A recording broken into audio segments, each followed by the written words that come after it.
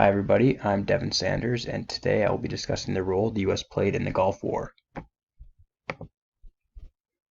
So my final project topic is the Gulf War, and more specifically how the U.S. was able to use their strategy to successfully end the Iraqis' invasion of Kuwait. The Gulf War was a unique situation in the sense that the U.S. was in a position of needing to take military action in a country across the world with very little time to organize. Many of the military leaders were not prepared to deploy such a significant number of troops at such a far distance, but there was not much time to prepare considering they needed to take immediate action in order to ensure the best possibility for success. This war started on August 2nd, 1990, when Iraq invaded Kuwait. Iraq's leader, Saddam Hussein, justified this action by saying the two countries had disputes over territory and other economic issues, including Iraq's significant debt. Many countries came to Kuwait's aid very quickly and concluded that military action was necessary in order to remove Iraq from Kuwait.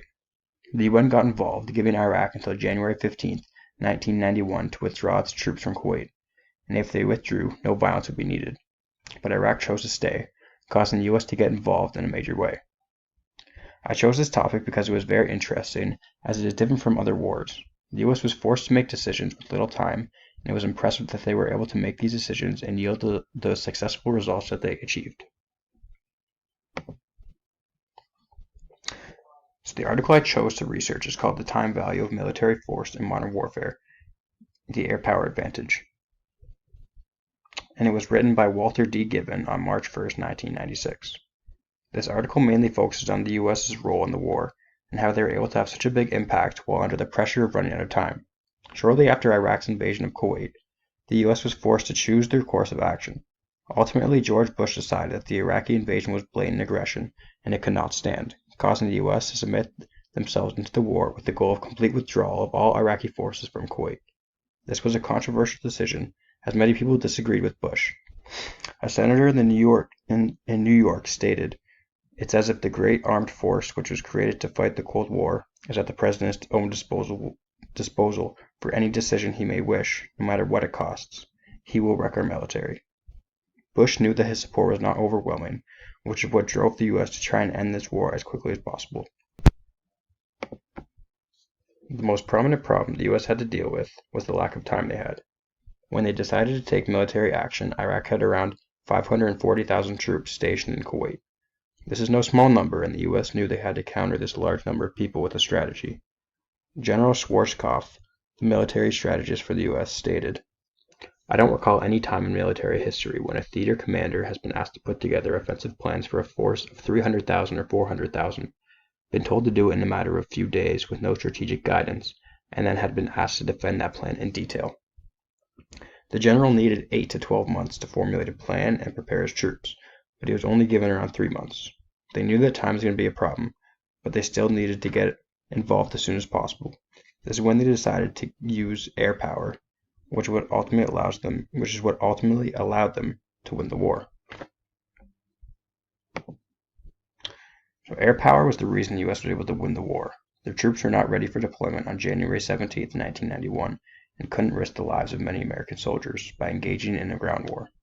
The US, along with other 80 nations, attacked the Iraqis with air power relentlessly in the beginning of the war, launching over 2,700 sorties on day 1 and continuing with 2,000 to 3,000 sorties a day for several weeks.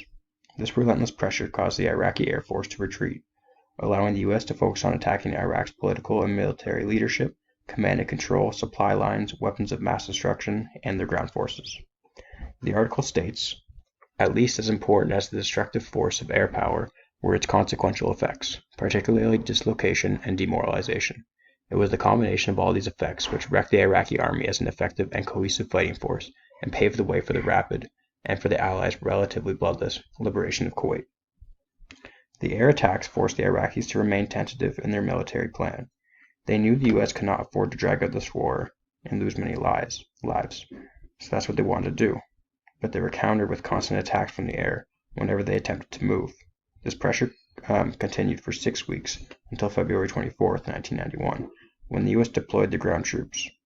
The complete and utter destruction brought on by air attacks was quickly heightened by the addition of ground forces, causing Iraq to cease fire on February 28, only 100 hours after the US deployed the ground forces.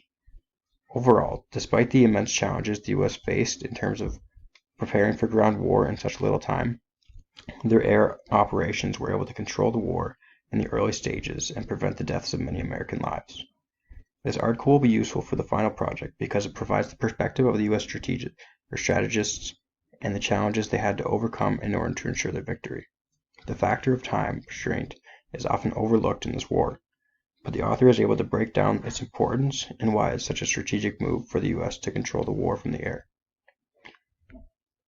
This is a picture of what my article looks like. Yeah, here's my bibliography.